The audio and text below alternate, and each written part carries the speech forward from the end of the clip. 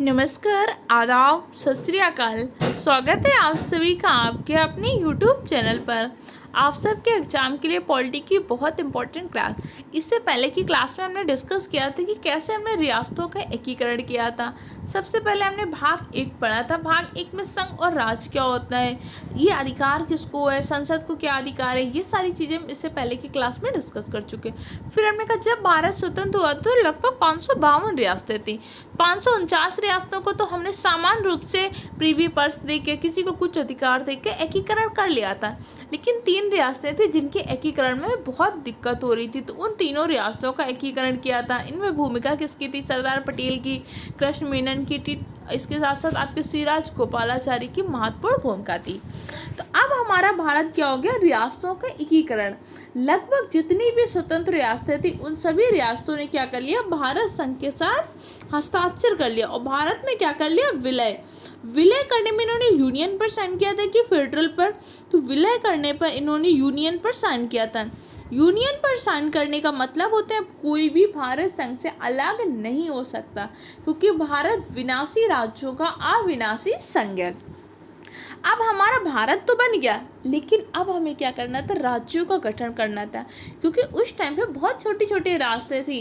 कहीं इंदौर के होलकर थे, तो कभी ग्वालियर के सिंधिया थे, तो कभी झांसी में गंगाधर राव जैसा शासन चल रहा था। मतलब देखो, इतने छोटे शासन में भी 3 राजा थे। कहीं मराठा चल रहे थे, तो कहीं आपके कानपुर में पेशवा थे, तो कहीं ये थे, कहीं लखनऊ के नवाब थे, तो कहीं बेगम हजरत महल जैसा शासन।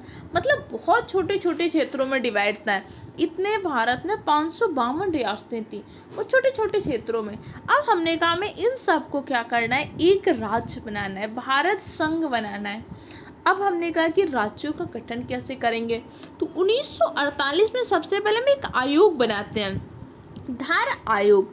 धर आयोग क्या करते हैं? धर आयोग बनाते हैं। धर आयोग से हमने पूछा कि सबसे पहली बात बताइए कि राज्यों का गठन करना तो कैसे करना है, क्योंकि कहीं ना कहीं हमारे यहाँ पे मांग उठ रही थी कि राज्यों का गठन भाषा के आधार पर कर लीजिए।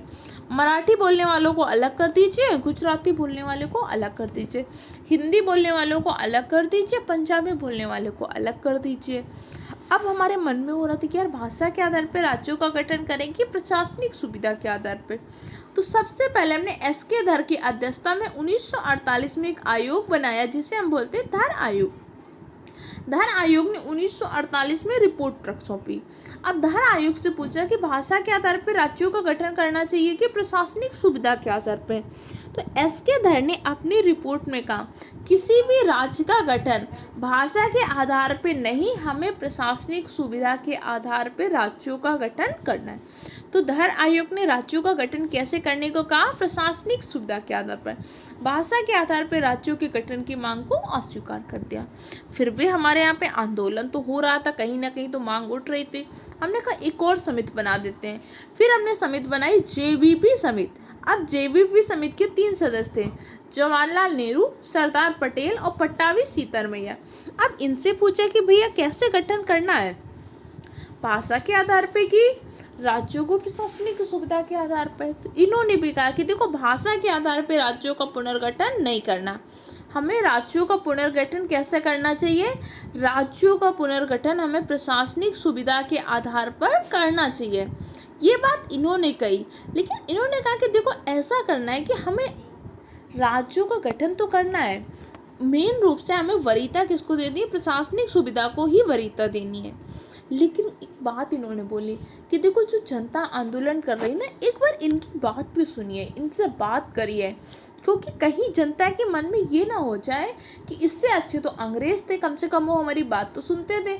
हम तो आंदोलन करते जा रहे हैं, हम तो धरना दे रहे हैं, आप हमारी बात ही नहीं सुन रहे हो। ये एक पॉइंट इन्होंने बोला, लेकिन इन्होंने भी राज्यों का गठन प्रशासनिक सुविधा के आधार पर करने को कहा। अब इसी बीच में क्या हो रहा था? 1950 से लेकर 53 के बीच में क्या हुआ था? बहुत ज़्यादा आंदोलन हो रहा था। अब इधर तेलुगु भाषी बहुत आंदोलन कर रहे थे। तेलुगु भाषी के नेता थे पोट्टी श्री रामलुलु। अब तेलुगु भाषी के जो नेता थे पोट्टी श्री रामलुलु, अब अनशन करते करते क्या हो गई? इनकी मृत्यु हो गई। तो अभी तक जो भाषा के आधार पर राज्यों का गठन का धरना प्रदर्शन हो रहा था, अहिंसक रूप से हो रहा था। अब वो धरना प्रदर्शन कैसे हो गया, उसने हिंसा का रूप ले लिया। अब हमने कहा कि अब हमें अगर तत्कालीन परिस्थितियों को संभालना है तो भाषा के आधार पर राज्यों का गठन करना पड़ेगा। तो सबसे पहले 1953 में भाषा के आधार पर राज्यों का गठन किया। पहला राज्य बनाया हमने आंध्र प्रदेश।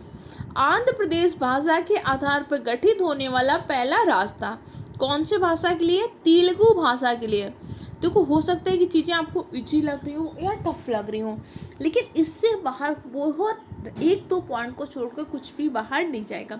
कुछ ऐसे पॉइंट हैं जो हो सकता है उसके लिए मैंने अलग से विविध में तैयार कर रखे हैं, उसको हम क्या कर लेंगे, विविध पर डिस्कस कर लेंगे। आप बस मेहनत करते रहिए, पॉलिटी का कोई भी पॉइंट आपका बाहर नहीं जाएगा। अभी तक जो जीके जीएस आपकी प्रॉब्लम थी, अब जीके जीएस आपकी ताकत बन जाएगी। आप किसी भी एग्जाम की तैयारी करो, एक बार जरूर पढ़ लीजिएगा, क्योंकि आप देखते हो ना कि कई बार आपका एग्जाम का थोड़ा सा डगमगाता क्यों है, जीके जीएस की वजह से। मैथ रीजनिंग तो सारे बच्चे पढ़ते हैं, हिंदी भी पढ़ते हैं, इंग्लिश भी हम पढ़ लेते हैं, लेकिन जीके जीएस को हम देख के ही छोड़ देते हैं कि यार बहुत ज़्यादा है। लेकिन एक बार आप मेरे तरीके से पढ़कर देखिए, आपको चीज़ें समझ में आने लगेंगी। देखो, किसी भी टीचर के साथ बॉन्ड बनाने के लिए कम से कम 15 दिन चाहिए होते हैं, तब आपको मेरी, मुझे आपकी। ऑनलाइन में चीज़ें थोड़ा सा बॉन्ड नहीं समझ में आता। अब ऑनलाइन में तुरंत ये नहीं समझ में आता कि भाई आपको किस टॉपिक पे डाउट आ रहा है, कौन सा चीज़ आपको नहीं समझ में आए। मैं अपनी तरफ से कोशिश करती हूँ कि आपको प्रॉपर समझाऊँ। फिर भी अगर कोई चीज़ ना समझ में आए तो कमेंट सेक्शन द्वारा पूछ सकते हैं। इसे आप ऐसे ना लीजिए कि फ्री क्लास है, समझिए अगर यही क्लास आपने पेड ली होती तो फिर आप प्रॉपर तरीके से पढ़ रहे होते, तो बस अच्छे से पढ़िए, और सबसे इम्पोर्टेंट चीज़ कंटिन्यूअस पढ़िए। आप लोग करते क्या है, ये सबसे होता है कि एक क्लास तो देख ले, उस दिन पढ़ा, उसके बाद हो सकता है अगली क्लास छोड़ दी, फिर नेक्स्ट क्लास पढ़ने लगे, तो चीज़ें प्रॉपर तरीके से समझ में नहीं आती, क्योंकि हर चीज़ का एक लिंक होता है। रियासतों का एकीकरण जब समझ में आया होगा तब आज की क्लास समझ में आएगी। तो प्रॉपर सारी चीज़ें देखिए और नोट्स ज़रूर बनाइएगा। इसके नोट्स मैं आपको दूंगी, लेकिन आपके खुद के हैंड रिटन नोट्स बहुत इंपॉर्टेंट होते हैं। देखो, एक बात समझना, अगर आपको सिलेक्शन लेना है तो आपको उतना त्याग करना पड़ेगा, आपको बलिदान करना पड़ेगा। अब जैसे पुलिस एग्जाम का देख लो, 60,000 बच्चे ही सेलेक्ट होंगे।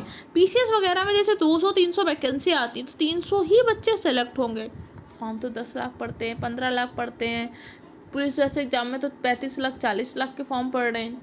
तो समझो, सिलेक्ट 60,000 बच्चे होंगे, तो आपको अपने आप को इन 60,000 बच्चों में, अपने आप को इन 300 बच्चों के जैसा बनाना पड़ेगा। ये 300 बच्चे जो सिलेक्ट होते हैं ना, इन्होंने मेहनत आपने भी की होती है और दूसरे ने भी की होती है, लेकिन कुछ अलग मेहनत की होती है। कुछ चीज़ें जीके जीएस में भी मेहनत कर लेते हैं, मैथ में भी करते हैं, रीजनिंग में भी करते हैं, भाई प्रीवियस ईयर भी लगाते हैं। थोड़ा और एक्स्ट्रा मेहनत करने की ज़रूरत है, बस मेहनत करिएगा।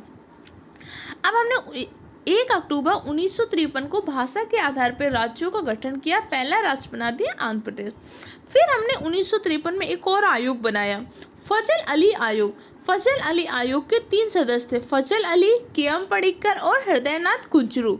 फजल अली को हमने इसका अध्यक्ष बनाया।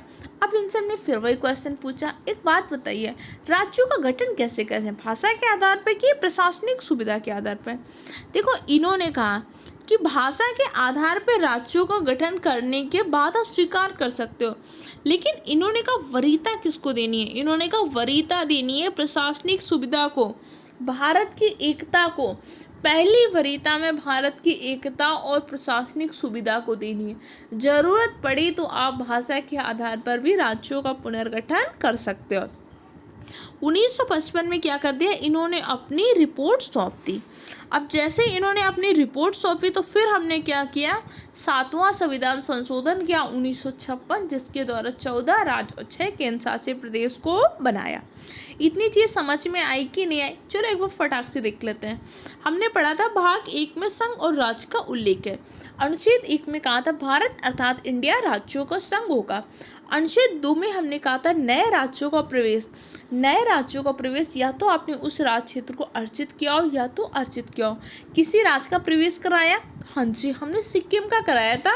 36वां संविधान संशोधन 1975 द्वारा सिक्किम को भारत का 22वां राज्य बनाया था। अनुच्छेद 3, अनुच्छेद 3 में हमने कहा था कि आपके यहाँ पे जो राज्य है उसका गठन, क्षेत्र, सीमा, नाम में परिवर्तन अनुच्छेद 3 के तहत करेंगे। अनुच्छेद 4, अनुच्छेद 2 और अनुच्छेद 3 में परिवर्तन करने के लिए आपको संविधान संशोधन करने की जरूरत नहीं है, इसे आप साधारण बहुमत द्वारा भी कर सकते हैं। ये आपके 4 अनुच्छेद थे। जब हमारा भारत स्वतंत्र हुआ था तो 9 प्रांतें और 552 रियासतें थी। 552 रियासतों में 549 रियासतों ने तो बहुत आसानी से विलय कर लिया था। 3 रियासतें थी, जूनागढ़, जम्मू कश्मीर, इसके साथ साथ आपका हैदराबाद। इन तीनों रियासतों के एकीकरण में हमें थोड़ी सी दिक्कत हुई थी, तो इन रियासतों के एकीकरण से ही क्वेश्चन पूछता है। जूनागढ़ को हमने जनमत संग्रह द्वारा, हैदराबाद को 1948 में ऑपरेशन पोलो द्वारा और जम्मू कश्मीर को हमने विलय पत्र पर साइन कराकर विलय किया था। ये सब तो था हमारा भारत में कैसे विलय किया था।